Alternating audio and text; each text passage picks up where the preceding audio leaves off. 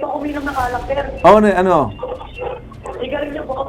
Yung Yosi ka la. Oh, smoker ka. Taon po yun, sir. Ayun. Ang sa lahat, ang tuberculosis ay nakukuha sa isang bakterya na tinatawag na Mycobacterium tuberculosis. Ito nakukuha sa mga chemicals like yung sa mga paints or sa mga aluminum. So what you're saying, Doc, a bronchitis long-term, kung ganyan ka, mahina ng baga mo, it could trigger, tas mapagmahina ang body resistance mo, that could possibly lead to tuberculosis. Yun bang ibig sabihin?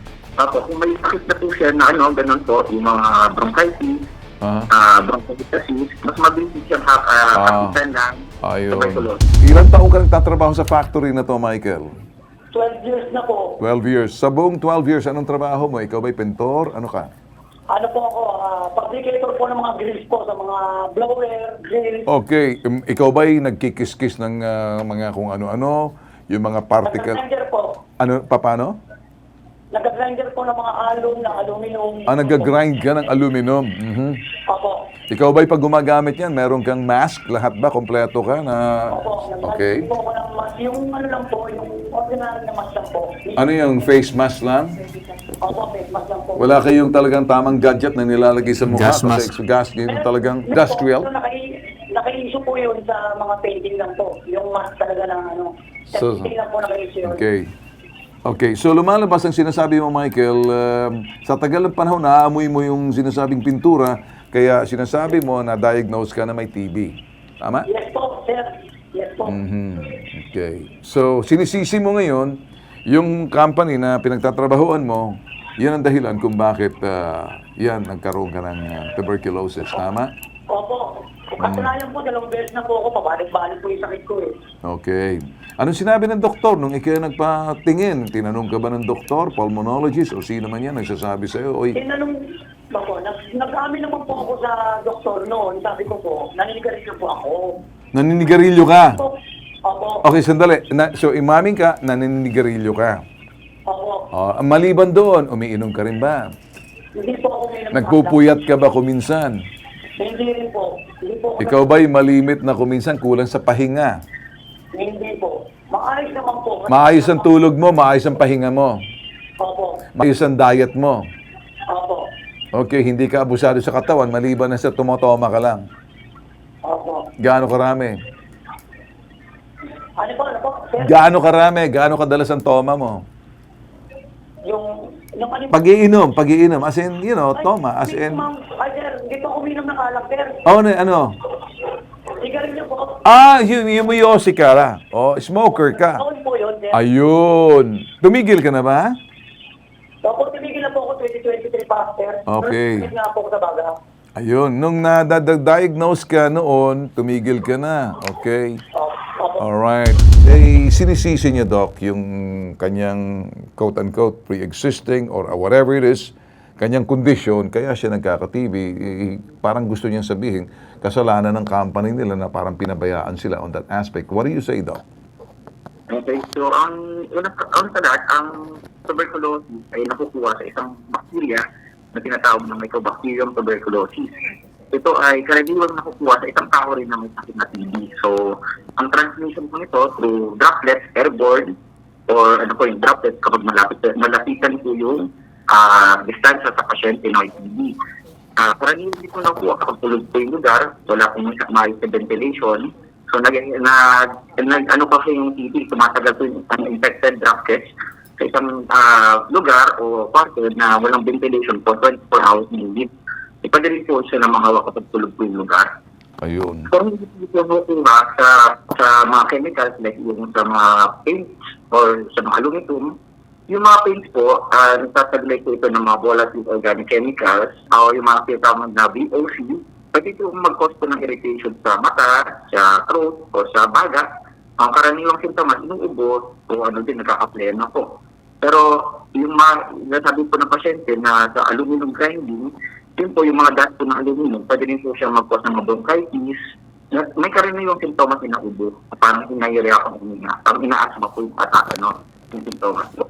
So, anong tingin niyo, Doc, na parang he's blaming yung company na long time exposure sa kanyang pagiging nagtrabaho sa lugar, eh, yung pintura talaga ang sinasabi niya na aamoy niya, na trigger daw siguro ng kanyang kahinaan ng baga, kaya sinisisi niya sa kanyang tuberculosis. What do you say to that, Doc?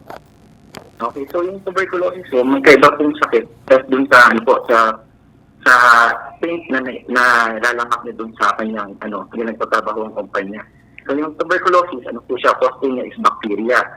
Mycobacterium tuberculosis. Pero yung pinagtatrabaho ng kumpanya, kung saan siya na-expose for 12 years po, no? Oh, 12 years.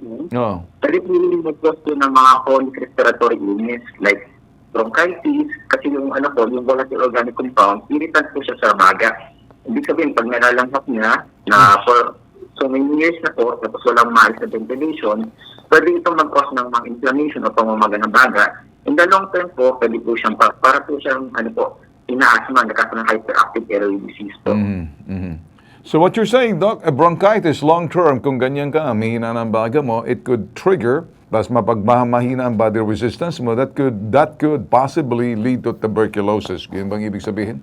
Apo, kung may sakit na po siya na ganun po, yung mga bronchitis, bronchitis, mas mabilis siyang kapitan ng tuberculosis. Parang sinabi, kung may pre-existing na siya na condition, mas mabilis siyang kapitan. Paano, Doc, kung dating smoker po siya, naninigarilyo? Ako, kung yung smoker po, kung significant po yung pack-year per day, ibig sabihin po, naninigarilyo siya for more than 20 years na, that's 10 to 26 per day, may risk din po siya na mahawa ng mas mabilis ng tuberculosis. Kasi yung smoking po ay nag-i-impair po ng cilia, yung mga maliliit na tagawis ng baga. So, pag hindi na po gumagalaw ng mga yung cilia, nagkakaroon po ng plema sa loob, mas mabilis ng kapitan ng infection po. Ayun. Pag nagkaroon ng plema, pasintabi lang kumakain kayo, that could cause to, yung bang plema na yun, let's say, kahit sa nasal drip, na kung minsan, medyo nag-iiba na yung kulay yung mucus na yun, nagkakaroon ng, pwede mag-culture yung tuberculosis doon? Bacteria? Mas mabilis po silang kapitan ng tuberculosis. Mas mabilis kapitan. Mas mabilis kapitan. Anong advice nyo dito, Doc? Parang bigyan natin ng linaw. Parang siguro, dahil kayo po, you're a specialist, you're the expert dito, para lang sagot ni kay Michael de la Cruz na nakikinig po sa atin, anong advice nyo po? Medyo, bigyan nyo po siya ng linaw kasi kami po, hindi po kami expert. Kayo po, yung lapitan namin. Ano pong mahaba payo nyo sa kanya, Doc? Okay. Una sa lahat sa kanya tuberculosis. Ang tuberculosis po, nagagamot po siya. Usually, ang gamutan po dyan ay 6 months. Libre po itong nabibigay sa health center sa tulong ng DOH natin. So, wala po kayong problemahin pag magagamot po kayo ng TB. Nagagamot po yan, curable po yan. 6 months po. At libre po ito sa health center natin. Pangalawa po, sa trabaho niya, kasi nga, na-expose siya sa mga chemicals, maganda po sana pag nagtatrabaho, pwede siya mag-suot ng mga mask, yung respirator mask. Tapos pangalawa, maganda dapat yung ventilation na naka-open po yung bintana or yung door para maganda po yung circulation ng hangin at hindi po ma-stuck po yung if ever yung fumes ng mga paint at yung bacteria kung meron man. Okay.